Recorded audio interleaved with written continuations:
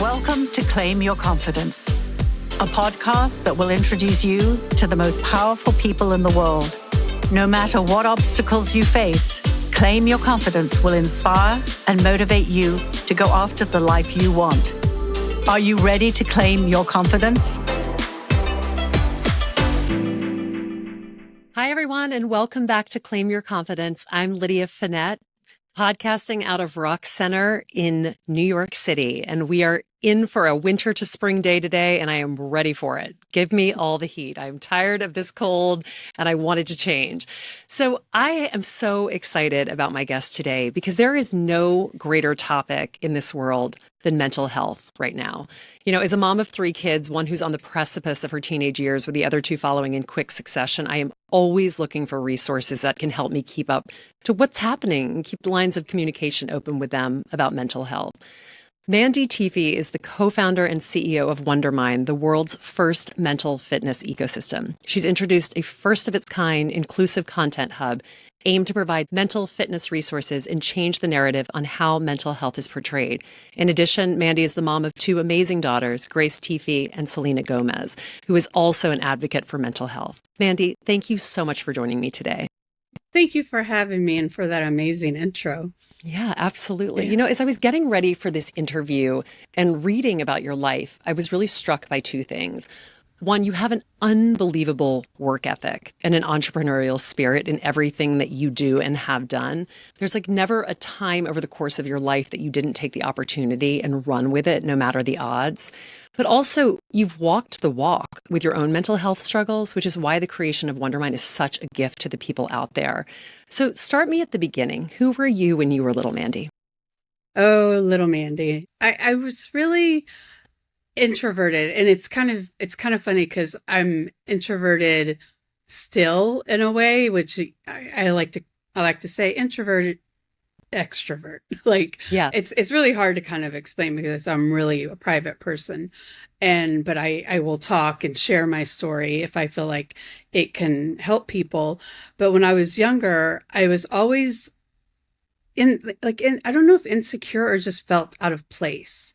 Mm-hmm. And so then when you feel a little bit out of place, you're not so confident with choices that you make. And I will later on as an adult realize that I had ADHD, and that's what my struggles in school were for. So I was always working harder by nature just to understand and just to survive elementary school, junior high. And then in high school, I got pregnant with Selena at 16. And that's when my whole life kind of changed. I was just like, okay, I really have to do something here because there's a human that's going to be depending on me. I didn't have a lot of support. And I feel like, well, like my family was supportive in that, but even my counselor at school told me, oh, look what you've done. I think that's when whatever needed to crack in me cracked and, hold that. And then I noticed after I was able to do that, and have a child and then still graduate high school, prom queen with straight A's, and then went off to conservatory to study, I felt that's when I understood you get played a certain amount of cards and that deck is what you're going to play with. So you can either take them and make them powerful, or then you can just accept them and not do anything because you feel like there isn't a reason why you're held back. And instead of taking that opportunity and seeing what you can make it, if it's a hard lesson, it can really beat you down. And I just take them and go, okay, what am I supposed to be learning here? And that makes it a little bit easier to keep going. Yeah. Tell me a little bit about being 16 years old and having a baby. I've actually never had a conversation with someone who's had a baby at that age. Like, what is it like? Because you're such a child at that point. And yet you're also raising a child. I mean, is there that kind of awareness around something like that? Or is it something that just is like kind of part of your life and, much like my children, they feel like a right arm? Is that how it feels when you're young and having children at such a young age? No, I don't think you at a young age understand the blessing that you've encountered. For me, I can't speak for everybody. For me, put me in survival mode at such a young age. And I've stayed there. As much as you love your children and how much I love Selena, I did not understand the beauty of what was really taking place. Yeah. And I did the best that I could do. And I spent every minute with her, but also every minute of trying to figure out who I was, and also trying to figure out what my future entailed, because her father was in the picture, but he wasn't in the picture. Like, we weren't a family, and I was the one working, going to college, and taking care of Selena. And so the one thing that I wish I could go back and do is really appreciate that moment more, because you're right. It is just, you just go with it, and it's just your world. And I've had like some kind of, maybe it's a wall of defense, but I've always had the mentality of, I'm living my life. If it's not affecting you, I don't really carry what you think of me, know, because that's for you to kind of unravel. But even at a young age, I was that, I would get the looks, and I just remember taking like all these tests, and I have to run out of the room because I had morning sickness. And I could tell by having Gracie later on in life what the difference was. And it gave us a great bond, me and Selena, but also we were growing up together. So, I was trying to be a mother to her in a sense of the way that I wanted to be mothered. And I didn't understand I needed to give her the mother she needed. Instead. You talk a little bit about the defense mechanism, but I wonder what that wall was like and how much you were building that wall at the same time, because I'm sure there were so many people judging you from the outside. I mean, I can only imagine what that was like. What did you do to start overcoming that and kind of break out of that shell? Or do you think, again, it was like you were just going with the flow and taking these things as they came? I think I still have a lot of that wall to knock down, because now my child is very successful, and everything she does is monitored and like under a microscope, which in turn, everybody has an opinion about everybody around her, including me and her stepdad who raised her. I think coming to LA may have rebuilt those bricks, built it up a little bit more, because I was thrown into the fire and had to like really learn how to read people really, really fast, because, LA's fast, and her success went really quickly. She booked a show and then she was famous, and we're like, okay, like, how does this happen? We were just in Texas when it happened. We never came out to LA, like searching and looking for it. I think at any time that I'm feeling some sort of adversity, I add a little bit more to that wall, because I need to protect my energy, and I need to protect what I want to be in the world. And you have too many people telling you what you should be. And it's hard enough to raise a teenager at all, but throw in the fact that, people are carrying her umbrella for her, and like, I'd have to take the umbrella away and say she can hold it, like try to keep them as grounded as possible. And then I'll come on like your show, and I will be so honest with who I am and what I've experienced, because it's the only way that it helps me understand why my life is so hard, and to accept it and not to be down on myself, because it's all happening for a purpose. And I look at it all as something meaningful. And if we just look for that instead of looking for what's not working, you're able to kind of crawl out of that hole a little bit. Yeah. It's interesting. We live in New York City, and one interesting thing about having children in New York City is a lot of the people who live here have become very successful in their own right and have achieved a high level of fame. And so that becomes kind of part of your norm, where, someone's mom, it happens to be the anchor on the biggest Today show in the world. There are just all these byproducts of raising children here. And one thing that I talk about with my kids a lot is people are just people.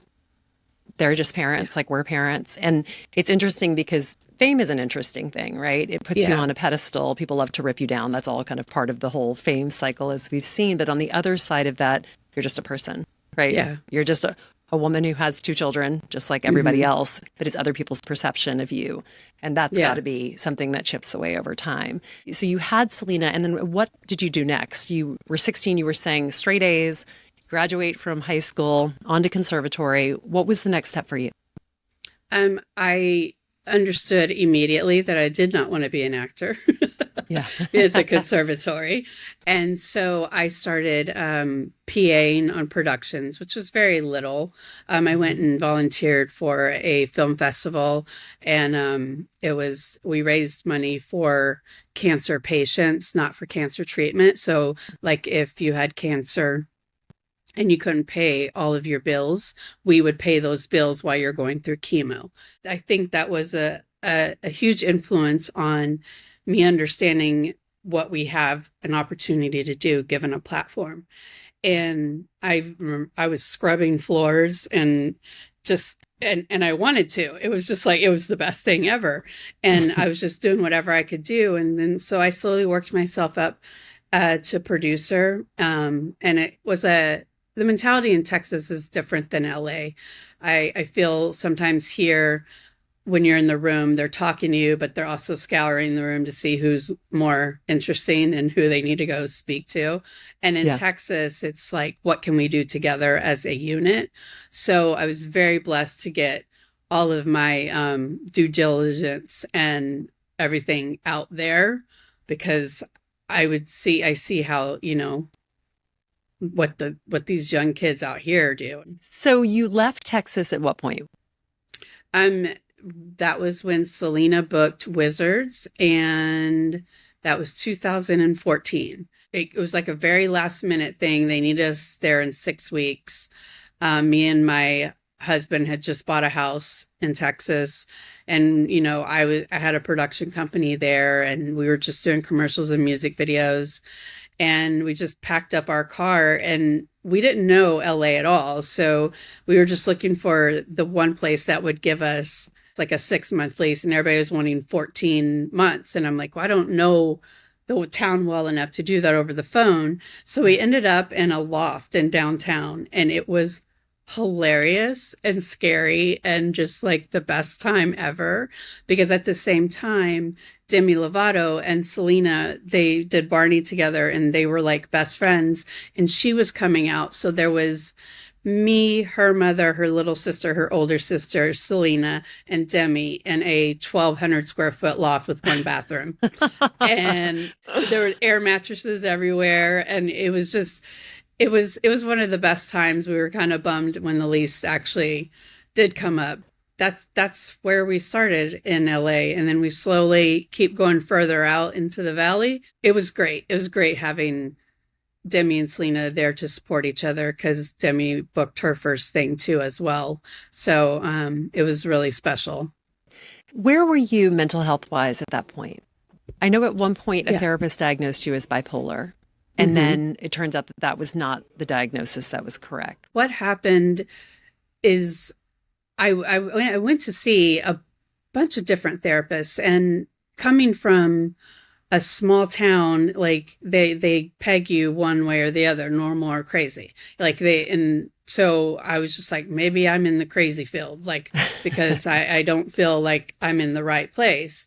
And like, I would never use that word now, but like, that's where how I was raised. And, I was diagnosed bipolar, but I wasn't on medication when we came to LA.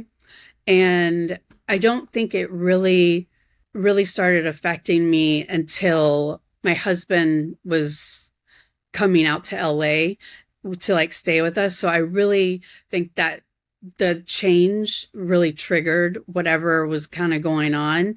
And so I had to like, fine, I've been through so many doctors. Oh, God, and so medication scared me for a while, but now medications has essentially saved my life.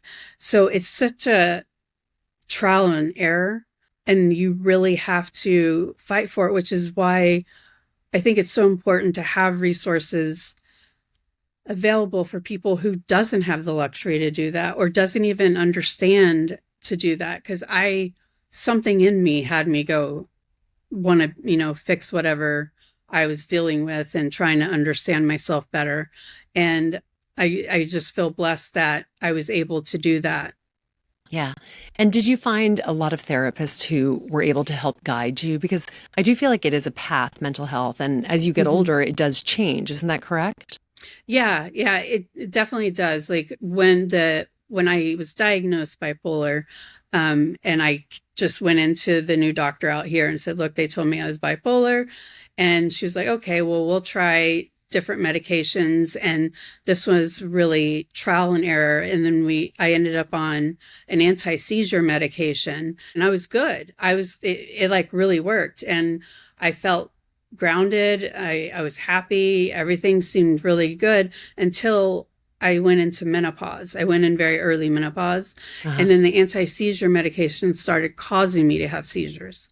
And I was then having these really depressed moments, and I would be in them for a long time. And I'd just have to keep telling myself that, oh, I'm going to get through it. This is going to go away. It's just a phase. It's just a phase. And it was scary because I didn't know anybody to turn to. And then I was worried, did I pass it on to Selena? And then, then I learned everything I could possibly learn about bipolar. We wrapped season 1 of 13 Reasons Why. And when we wrapped that, I said, okay, you're out here preaching this. You need to take your own advice. And I had to go away to take care of myself. And so I went to a facility for 30 days, and that's where they detoxed me off of all medication, ran every test. And they were just like, we're not really getting bipolar. We're getting ADHD, and you just had a lot of trauma.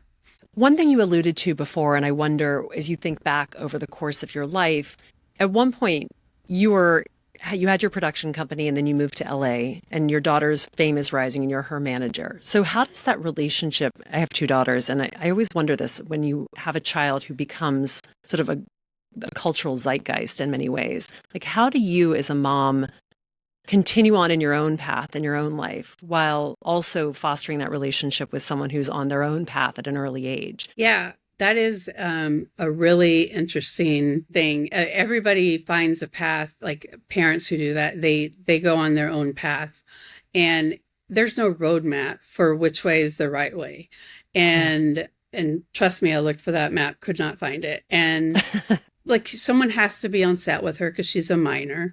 And people are always telling me and my husband, they were just like, well, why don't you pay someone to sit on set with her? And I'm like, I'm in a town where I don't know anybody. Why would I just not sit on set with her? And so we sat on set. We kind of co-managed at the beginning of her career and then eventually managed. And it was really okay while she was prior to like 18. We were able to really get along, and I was able to make decisions, and she was able to kind of like figure out what she wanted to do. And so you kind of have to live your life in a sense, like you already do with your children. Everything revolves around them anyways. This is just an amplified form of that.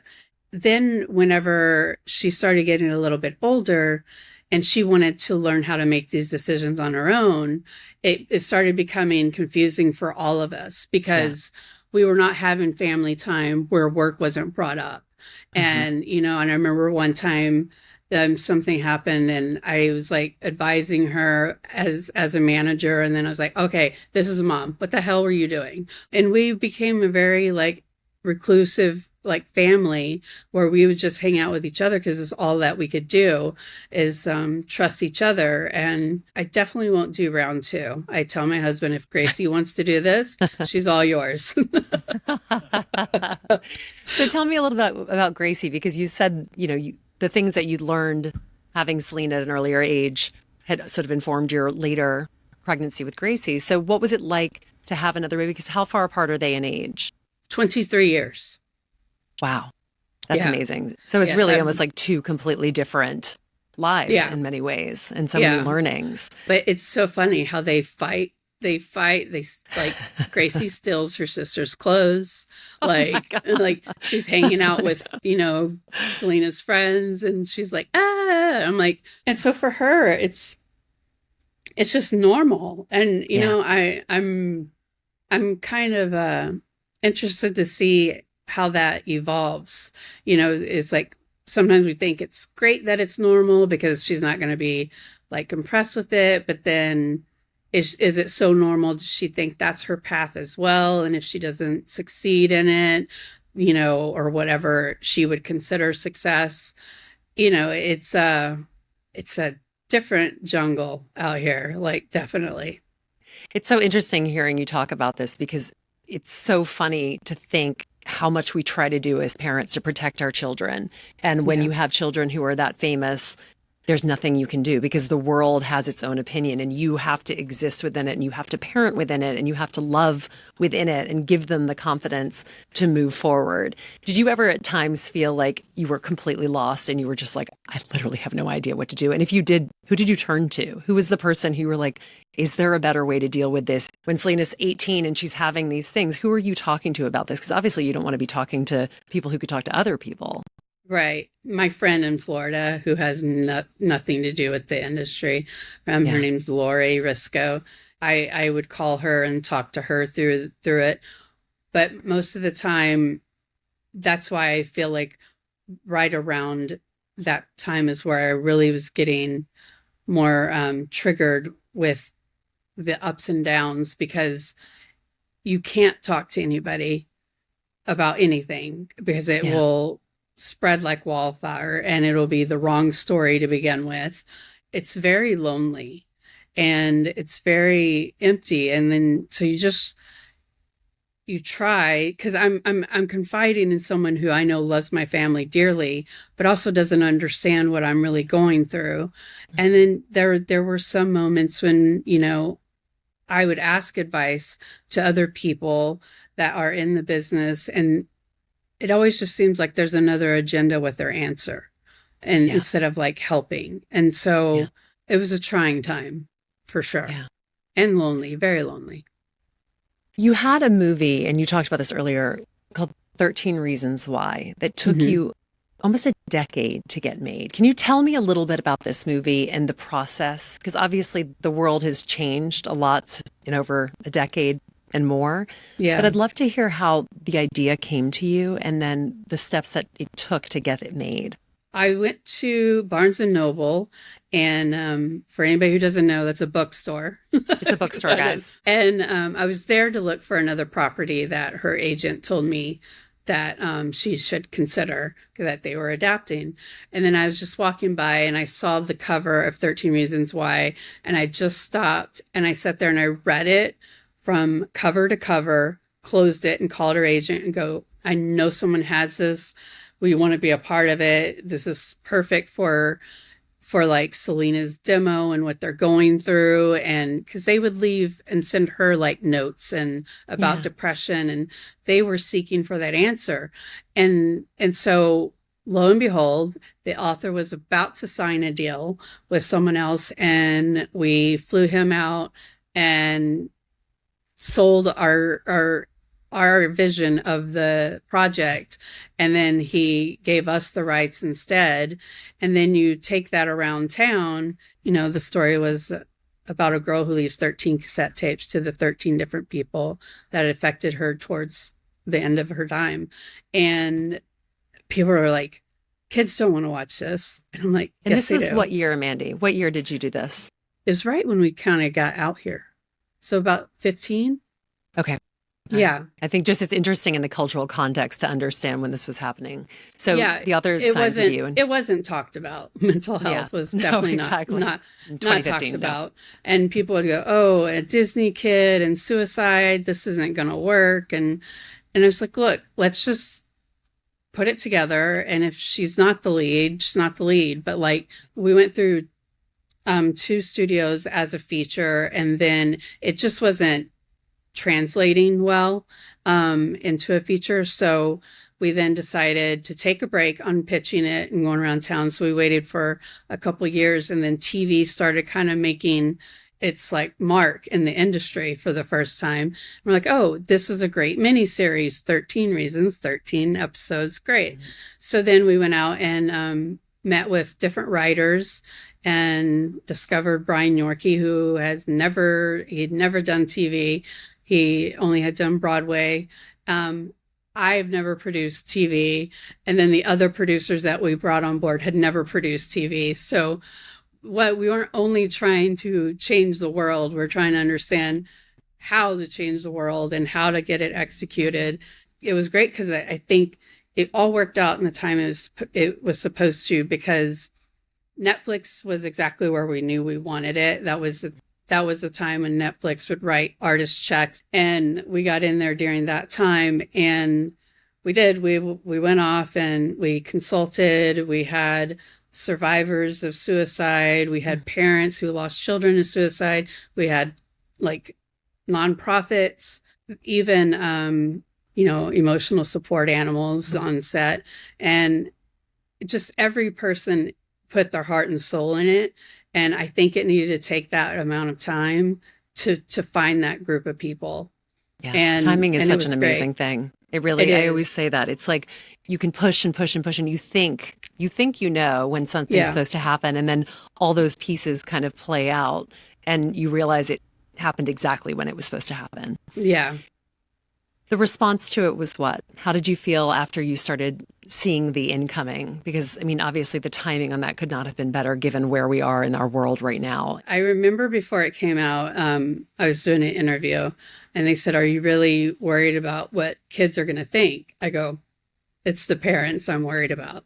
Yeah. And it's because I know kids, that was their reality. That's what they dealt with. And they were yearning for somebody to speak for them. And then the parents, like as a parent, you don't want to see what that's what your child experiences. And then you don't want to see your child through one of the bully characters. It's like, it's like, and it was a 50-50 in the psychology community. After the debut, the suicide hotline went up by 100%, and they go, "Look what you're doing." I'm like, they open the door to talk. They're okay to talk. Yeah. And we encouraged parents, me and Selena did this together. So then we encouraged parents to watch it with their child, or pre-watch it before you let them watch it. And that way you can have conversations and kind of say, well, is that something you experience? And I really felt it opened up that conversation in so many ways that have been shut down. It's not an easy topic. It wasn't easy to shoot. Yeah. It's not something that is gratuitous, and and it was just kind of like, okay, well, how do we tell this story? Because it needs a device. So it's like, oh, we'll add a thriller element, to keep the kids that might not want to watch the show, that probably need to watch the show, will tune in for, because they had done a documentary called Bully. And any kid that went to see that, they're not a bully. So right, of course. They just want to see if the person gets their due, probably. For sure. Yeah. And so we needed to, figure out how to speak to everybody, and a lot of heart, a lot of passion. And when it came out, I just remember breathing, like sighing, and I was just like, if this is the only thing I do, I'll be happy. Wow. That wasn't true, but yeah. Well, for that day, at least. For that day. I have a friend who has a pediatric cancer foundation, and she often says that the reason she started Cookies for Kids Cancer is because nobody wants to talk about kids' cancer. Her son died of pediatric cancer when he was 6 years old. She's like, people don't want to talk about my son dying because people internalize that and think about themselves and what would they do if that was their story. She's like, but if you talk about cookies, people will talk about cookies, and that's the entry point. And I think, to your point about 13 Reasons Why, it allowed people to have that conversation in a sort of a circuitous way. They didn't have to be like, we're talking about suicide. It's like, let's talk about this movie. And that's the underlying theme. And I think that is what changes people's lives fundamentally, seeing things that they recognize and are like, oh God, that's me. And then being able to call, and for it to be acceptable for them to call a hotline and talk about it is such an incredible step.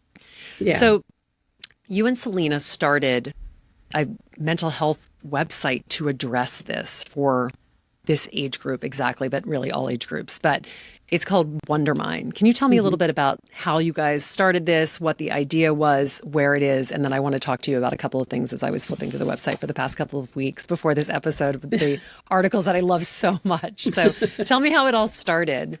Well, after 13, we kept being proposed different things to do, and nothing really felt right.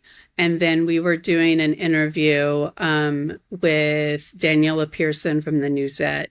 And she was, for the first time, she spoke about her mental health. And then she's like, what can we do together? And then we're just like, oh, okay, well, we see all these apps coming out and all these different things. Like, you have an app for this, you have an app for that, you have a book for this, you have a journal for that. Like, what could we create that is all encompassing? And so I was looking at like the business plan of Hello Sunshine and what it's accomplished for women. And it's like, we should do something like that for mental health. And we started out with a website and a dream. It's all it takes. Yeah. And website timing, and a dream. Yeah. And I actually, 6 months before launch, I got COVID, but I had walking pneumonia for a year and had no idea.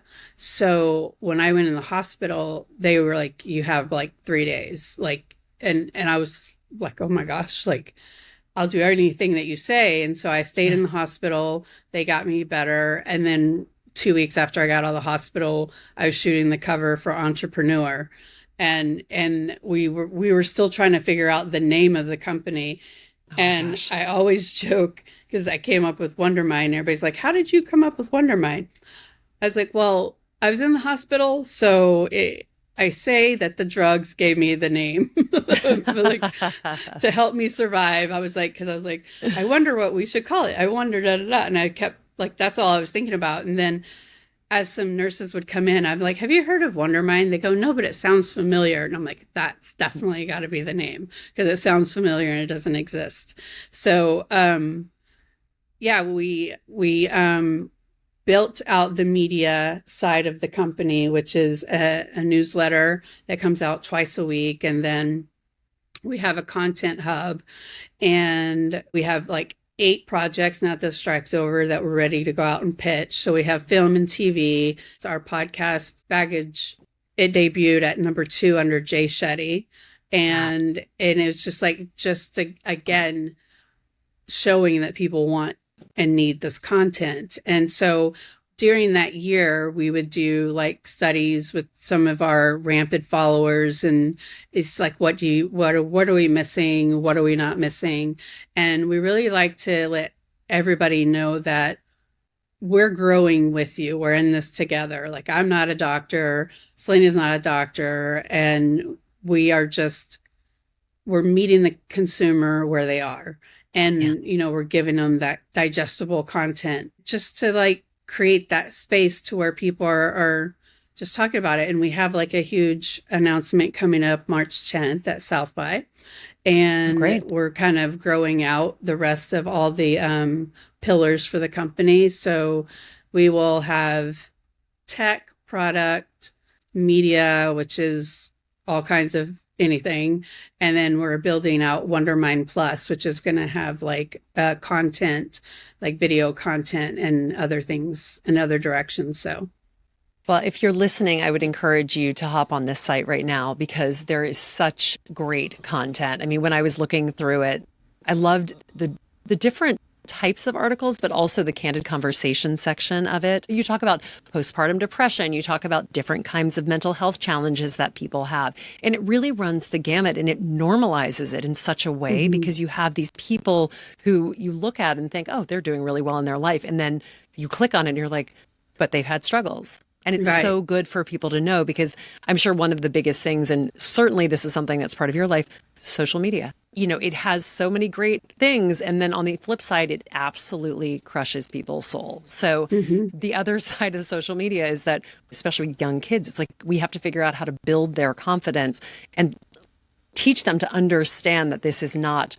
the real world, and I think that that's something that you guys are so great at doing. And certainly Wondermind is doing that. And I say to my 11-year-old all the time, she's always like asking me for a phone, and you can find an article that tells me that it's great for you to have a phone at your age. That's when you can get a phone. I need one article that tells me that social media is great for you and for you growing up. And she's just like, I don't think I'm ever going to get a phone. And that's not the truth.